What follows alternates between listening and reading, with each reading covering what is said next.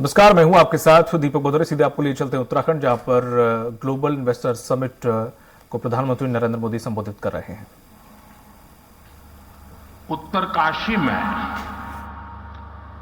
Tunnel से हमारे श्रमिक भाइयों को सुरक्षित निकालने का जो सफल अभियान चला, उसके लिए मैं राज्य सरकार समेत सभी का विशेष तौर पर अभिनंदन करता हूं। साथियों, उत्तराखंड वो राज्य है जहां आपको डिविनिटी और डेवलपमेंट दोनों का अनुभव एक साथ होता है। और मैंने तो उत्तराखंड की भावनाओं और संभावनाओं को निकट से देखा है, मैंने उसे जिया है, अनुभव किया है। एक कविता मुझे याद आती है जो मैंने उत्तराखंड के लिए कही थी। जहां अंजुलि में गंगा जल हो, जहां अंजुलि में गंगा जल हो, जहां हर एक मन बस निश्चल हो, जहां गांव-गांव में देशभक्त, जहां नारी में सच्चा बल हो, उस देव भूमि का आशीर्वाद लिए मैं चलता जाता हूं। इस देव भूमि के ध्यान से मैं सदा धन्य हो जाता हूं। हाय भाग्य मेरा, सौभाग्य मेरा, मैं तुमको शीश नवाता हूं। साथियों, सामर्थ्य से भरी ये देवभूमि निश्चित रूप से आपके लिए निवेश के बहुत सारे द्वार खोलने जा रही है। आज भारत विकास भी और विरासत भी जिस मंत्र के साथ आगे बढ़ रहा है, उत्तराखंड उसका प्रखर उदाहरण है। साथियों, आप सभी बिजनेस की दुनिया के दिग्गज हैं, और जो बिजनेस की दुनिया के लोग रहते हैं वो जरा अपने काम का स्वॉट एनालिसिस करते हैं। आपकी कंपनी की ताकत क्या है, कमजोरी क्या है, अवसर क्या है, चुनौतियां क्या है, और आप उसका आकलन कर करके अपनी आगे की रणनीति बनाते हैं। एक राष्ट्र के रूप में आज हम भारत को लेकर ऐसी ही स्वॉट एनालिसिस करें तो क्या पाते हैं? हमें चारों तरफ aspirations, hope, self confidence, innovation और अपॉर्चुनिटी ही दिखेगी। आपको आज देश में पॉलिसी ड्रिवन गवर्नेंस दिखेगी। आपको आज पॉलिटिकल स्टेबिलिटी के लिए देशवासियों का मजबूत आग्रह दिखेगा। आकांक्षी भारत आज अस्थिरता नहीं चाहता, वो स्थिर सरकार चाहता है। हाल में हुए विधानसभा चुनाव में भी हमने ये देखा है, और उत्तराखंड ने लोगों ने पहले ही करके दिखाया है। जनता ने स्थिर और मजबूत सरकारों के लिए जनादेश दिया है। जनता ने गुड गवर्नेंस के लिए वोट दिया, गवर्नेंस के ट्रैक रिकॉर्ड के आधार पर वोट दिया है। आज भारत और भारतीयों को दुनिया जिस उम्मीद और सम्मान से देख रही है, और अभी सभी उद्योग जगत के लोगों ने इस बात का जिक्र भी किया, हर भारतीय एक दायित्व के रूप में इसे ले रहा है। हर देशवासी को लगता है कि विकसित भारत का निर्माण उसकी अपनी जिम्मेदारी है, हर देशवासी की जिम्मेदारी है। इसी आत्मविश्वास का परिणाम है कि कोरोना महासंकट और युद्धों के संकट के बावजूद भारत इतनी तेजी से विकसित हो रहा है। आपने देखा है कि कोरोना वैक्सीन हो या फिर इकोनॉमी पॉलिसीज, भारत ने अपनी नीतियां, अपने सामर्थ्य पर भरोसा किया। उसी कारण आज भारत बाकी बड़ी अर्थव्यवस्थाओं की तुलना में अलग ही लीग में दिखता है। राष्ट्रीय स्तर पर भारत की इस मजबूती का फायदा उत्तराखंड समेत देश के हर राज्य को हो रहा है। साथियों, इन परिस्थितियों में उत्तराखंड इसलिए भी विशेष हो और स्वाभाविक हो जाता है क्योंकि यहां डबल इंजन सरकार है। उत्तराखंड में डबल इंजन सरकार के डबल प्रयास चारों तरफ दिख रहा है। राज्य सरकार अपनी तरफ से जमीनी सच्चाई को समझते हुए यहां तेजी से काम कर रही है। इसके अलावा भारत सरकार की योजनाओं को, हमारे विजन को भी यहां की सरकार उतनी ही तेजी से जमीन पर उतारती है। आप देखिए, आज भारत सरकार 21वीं सदी के आधुनिक कनेक्टिविटी के इंफ्रास्ट्रक्चर पर उत्तराखंड में अभूतपूर्व इन्वेस्टमेंट कर रही है। केंद्र सरकार के इन प्रयासों के बीच राज्य सरकार भी छोटे शहरों और गांव कस्बों को जोड़ने के लिए पूरी शक्ति से काम कर रही है। आज उत्तराखंड में गांव की सड़कें हो या फिर चार धाम महामार्ग, इन पर अभूतपूर्व गति से काम चल रहा है। वो दिन दूर नहीं जब दिल्ली देहरादून एक्सप्रेसवे से दिल्ली और देहरादून की दूरी 2.5 घंटे होने वाली है। देहरादून और पंतनगर के एयरपोर्ट के विस्तार से एयर कनेक्टिविटी सशक्त होगी। यहां की सरकार हेली टैक्सी सेवाओं को राज्य के भीतर विस्तार दे रही है। ऋषिकेश, कर्णप्रयाग, ये रेल लाइन से यहां की रेल कनेक्टिविटी सशक्त होने वाली है। आधुनिक कनेक्टिविटी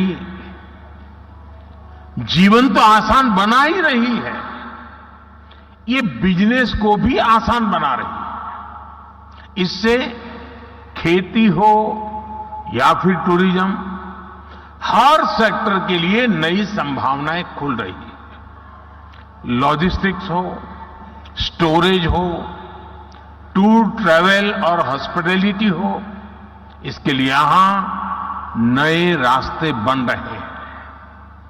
और ये हर नया रास्ता हर इन्वेस्टर के लिए एक गोल्डन अपॉर्चुनिटी लेकर आया है।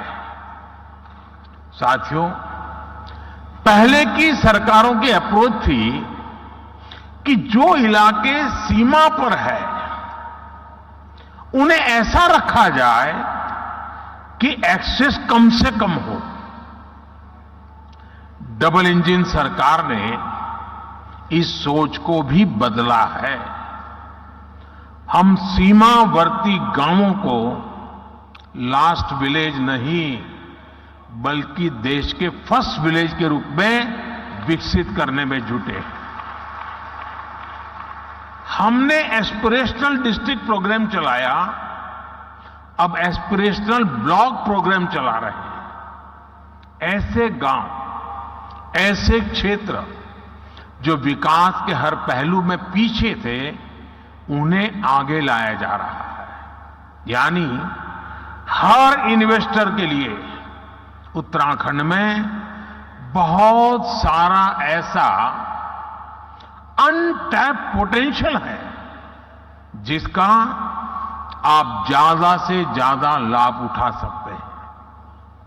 साथियों, डबल इंजन सरकार की प्राथमिकताओं का उत्तराखंड को कैसे डबल फायदा मिल रहा है, इसका एक उदाहरण टूरिज्म सेक्टर भी है।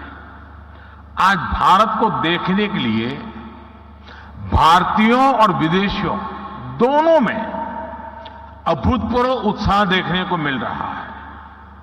हम पूरे देश में थीम बेस्ड टूरिज्म सर्किट तैयार कर रहे हैं। कोशिश यह है कि भारत के नेचर और हेरिटेज दोनों से ही दुनिया को परिचित कराया जाए।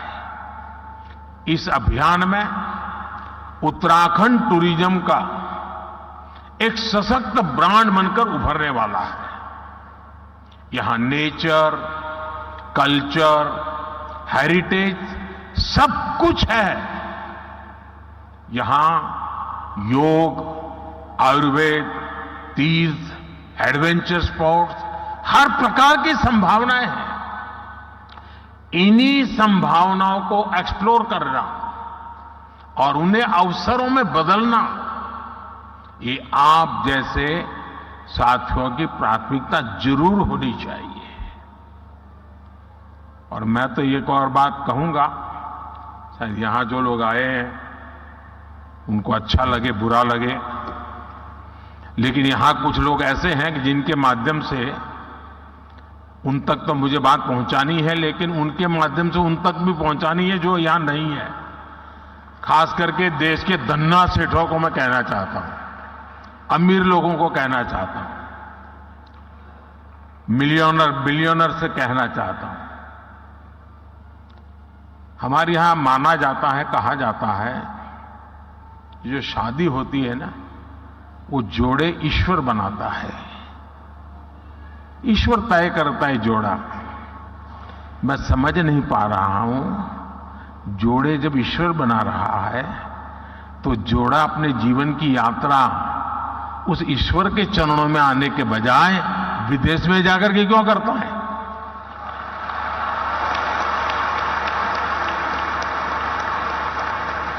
और मैं तो चाहता हूं मेरे देश के नौजवानों को, मेक इन इंडिया जैसे है ना, वैसे ही एक मूवमेंट चलना चाहिए, मेड इन इंडिया। शादी हिंदुस्तान में करो।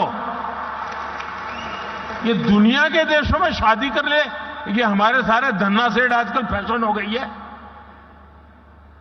यहां कई लोग बैठे होंगे, अब नीचे देखते होंगे।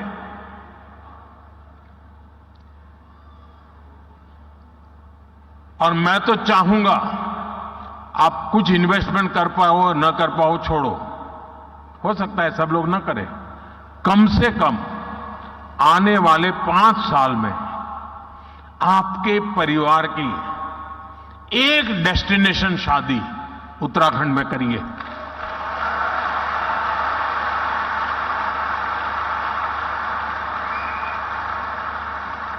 अगर एक साल में 5000 भी शादियां यहां होने लग जाए ना, नया इंफ्रास्ट्रक्चर खड़ा हो जाएगा दुनिया के लिए, ये बहुत बड़ा वेडिंग डेस्टिनेशन बन जाएगा। भारत के पास इतनी ताकत है, मिलकर के तय करे कि ये करना है, हो जाएगा जी, इतना सामर्थ्य है। साथियों, बदलते हुए समय में आज भारत में भी परिवर्तन की एक तेज हवा चल रही है। बीते 10 वर्षों में एक आकांक्षी भारत का निर्माण हुआ है। देश की एक बहुत बड़ी आबादी थी जो अभाव में थी, वंचित थी, वो असुविधाओं से जुड़ी है।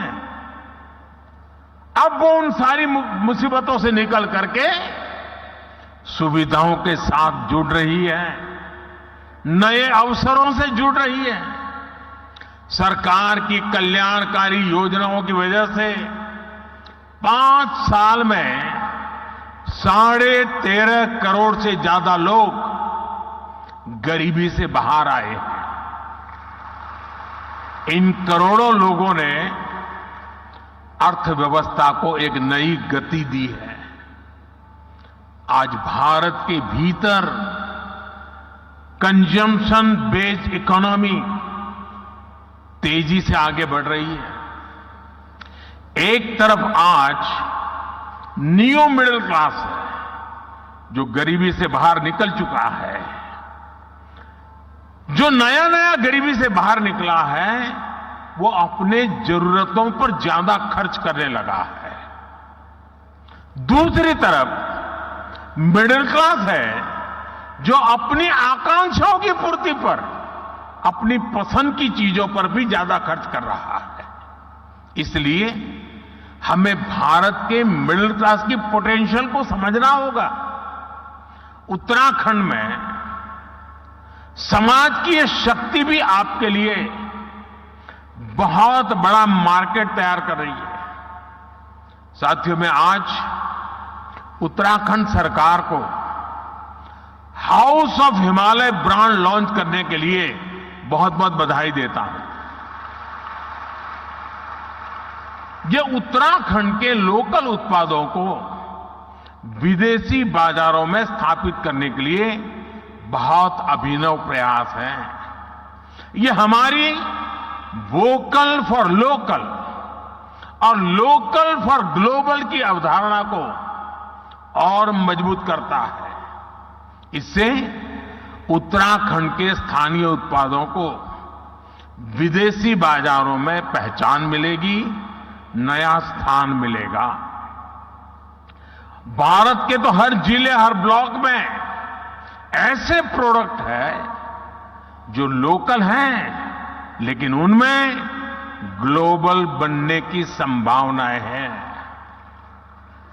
मैं अक्सर देखता हूं कि विदेशों में कई बार मिट्टी के बर्तन को भी बहुत स्पेशल बनाकर प्रस्तुत किया जाता है। ये मिट्टी के बर्तन वहां बहुत महंगे दामों में मिलते हैं। भारत में तो हमारा विश्वकर्मा साथी ऐसे अनेक बेहतरीन प्रोडक्ट्स पारंपरिक रूप से बनाते हैं।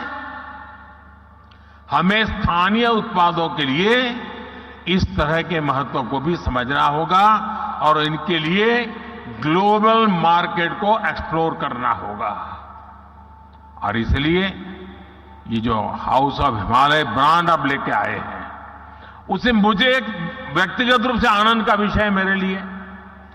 यहां बहुत कम लोग होंगे जिनको शायद मेरे एक संकल्प के विषय में पता होगा, क्योंकि ये संकल्प कुछ ऐसे मेरे होते हैं उसमें आपको सीधा बेनिफिट शायद न दिखता हो,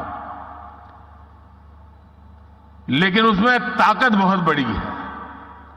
मेरा एक संकल्प है, आने वाले कुछ समय में मैं इस देश में 2 करोड़ ग्रामीण महिलाओं को 2 करोड़ ग्रामीण महिलाओं को लखपति बनाने के लिए मैंने लखपति दीदी अभियान चलाया है। 2 करोड़ लखपति दीदी बनाना हो सकता है कठिन काम होगा, लेकिन मैंने मन में संकल्प बना लिया है। ये हाउस ऑफ हिमालय जो ब्रांड बनती है ना, तो मेरा जो 2 करोड़ लखपति दीदा ने बनाने का काम है ना, वो तेजी से इसमें बढ़ जाएगा। और इसलिए भी मैं धन्यवाद करता हूं। साथियों, आप भी एक बिजनेस के रूप में यहां के अलग अलग जिलों में ऐसे प्रोडक्ट्स की पहचान करें, हमारी बहनों के सेल्फ हेल्प ग्रुप्स हो, एफपीओज हो, उनके साथ मिलकर नई संभावनाओं को तलाश करें। ये लोकल को ग्लोबल बनाने के लिए एक अद्भुत पार्टनरशिप हो सकती है। साथियों, इस बार लाल किले से मैंने कहा है कि विकसित भारत के निर्माण के लिए नेशनल कैरेक्टर, राष्ट्रीय चरित्र को सशक्त करना होगा। हम जो भी करें वो विश्व में श्रेष्ठ हो, हमारे स्टैंडर्ड दुनिया फॉलो करे, हमारी manufacturing zero effect zero defect के सिद्धांत पर हो। एक्सपोर्ट ओरिएंटेड मैन्युफैक्चरिंग कैसे बढ़े, हमें अब इस पर फोकस करना है। केंद्र सरकार ने पीएलआई जैसा एक महत्वाकांक्षी अभियान चलाया है। इसमें क्रिटिकल सेक्टर्स के लिए एक इकोसिस्टम बनाने का संकल्प स्पष्ट दिखता है। इसमें आप जैसे साथियों की भी बहुत बड़ी भूमिका है। ये लोकल सप्लाई चेन को, हमारे एमएसएमईज को मजबूत करने का समय है, उस पर निवेश करने का समय है। हमें भारत में ऐसी सप्लाई चेन विकसित करनी है कि हम दूसरे देशों पर कम से कम निर्भर हो। हमें उस पुरानी मानसिकता से भी बाहर आना है कि फलां जगह कोई चीज कम कीमत में उपलब्ध है तो वहीं से इंपोर्ट कर दो। इसका बहुत बड़ा नुकसान हमने झेला है। आप सभी उद्यमियों को भारत में ही कैपेसिटी बिल्डिंग पर भी उतना ही जोर देना चाहिए। जितना फोकस हमें एक्सपोर्ट को बढ़ाने पर करना है, उतना ही अधिक बल इंपोर्ट को घटाने पर भी देना है। हम 15 लाख करोड़ रुपए का पेट्रोलियम प्रोडक्ट हर साल इंपोर्ट करते हैं। कोयला प्रधान देश होते हुए भी हम 4 लाख करोड़ का कोयला हर साल इंपोर्ट करते हैं। पिछले 10 वर्षों में देश में दलहन और तिलहन इसके इंपोर्ट को कम करने के लिए अनेक प्रयास हुए हैं, लेकिन आज भी देश को 15,000 करोड़ रुपए से ज्यादा की दालें बाहर से इंपोर्ट करनी पड़ रही है। अगर भारत दाल के मामले में आत्मनिर्भर होगा तो ये पैसा देश के ही किसानों के पास जाएगा। साथियों, आज हम न्यूट्रिशन के नाम पर, और मैं तो देखता हूं किसी भी मिडिल क्लास फैमिली के यहां भोजन के लिए चले जाइए, उसके डाइनिंग टेबल पे भांति भांति की चीजें पैकेट पड़े होते विदेशों से आए हुए, और वो पैकेज फूड का इतना फैशन बढ़ते हुए मैं देख रहा हूं। जबकि हमारे देश, और उस पर लिख दिया कि प्रोटीन रिच है, खाना शुरू, आयरन रिच है, खाना, कोई इंक्वायरी नहीं करता, बस लिखा है, हो गया। और मेड इन फलाना देश है, बस मारो थप्पा। अरे हमारे देश में मिलेट से लेकर दूसरे तमाम फूड है जो कहीं अधिक न्यूट्रिशियस है। हमारे किसानों की मेहनत पानी में नहीं जानी चाहिए। यही उत्तराखंड में ही ऐसे आयुष है जुड़े ऑर्गेनिक फल सब्जियां जुड़े उत्पादों के लिए अनेक संभावनाएं हैं। एक किसानों और उद्यमियों दोनों के लिए नई संभावनाओं के द्वार खोल सकती है। पैकेज फूड के मार्केट में भी हमारी छोटी कंपनियों को हमारे प्रोडक्ट्स को ग्लोबल मार्केट तक पहुंचाने में मैं समझता हूं कि आप सभी को अपनी भूमिका निभानी चाहिए। साथियों, भारत के लिए, भारत की कंपनियों के लिए, भारत निवेशकों के लिए ये मैं समझता हूं अभूतपूर्व समय है। अगले कुछ वर्षों में भारत दुनिया की तीसरी सबसे बड़ी इकोनॉमी बनने जा रहा है। और मैं देशवासियों को विश्वास दिलाता हूं कि मेरी तीसरी टर्म में देश दुनिया में पहले 3 में होके रहेगा।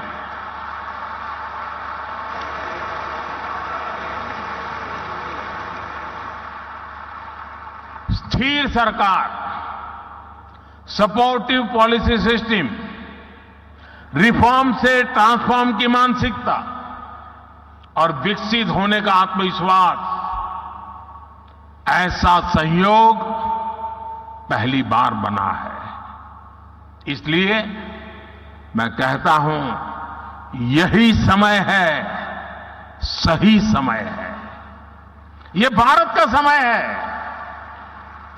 मैं आपका आह्वान करूंगा, उत्तराखंड के साथ चलकर अपना भी विकास करिए और उत्तराखंड के विकास में भी सहयोगभागी जरूर बनिए। और मैं हमेशा कहता हूं, हमारे यहां सालों से एक कल्पना बनी हुई है, बोला जाता है कि पहाड़ की जवानी और पहाड़ का पानी पहाड़ के काम नहीं आता है। पहाड़ की जवानी और पहाड़ का पानी पहाड़ के काम नहीं आता है। जवानी रोजी रोटी के लिए कहीं चली जाती है, पानी बह करके कहीं पहुंच जाता है। लेकिन मोदी ने ठान ली है, अब पहाड़ की जवानी पहाड़ के काम भी आएगी और पहाड़ का पानी भी पहाड़ के काम आएगा। इतनी सारी संभावनाएं देख करके मैं संकल्प ले सकता हूं कि हमारा देश हर कोने में सामर्थ्य के साथ खड़ा हो सकता है, नई ऊर्जा के साथ खड़ा हो सकता है। और इसलिए मैं चाहूंगा कि आप सभी साथी इस अवसर का अधिकतम लाभ उठाएं, नीतियों का फायदा उठाइए। सरकार नीति बनाती है, ट्रांसपेरेंट होती है, हर एक के लिए खुली होती है। जिसमें दम हो वो आ जाए मैदान में, फायदा उठा ले।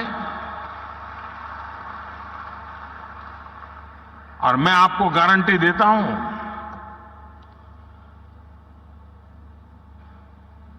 जो बातें हम बताते हैं उसके लिए हम डट करके खड़े भी रहते हैं, उसे पूरा भी करते हैं। आप सभी इस महत्वपूर्ण अवसर पर आए हैं। उत्तराखंड का मुझ पर विशेष अधिकार है और जैसे कईयों ने बताया कि मेरे जीवन के एक पहलू को घर बनाने में इस धरती का बहुत बड़ा योगदान है।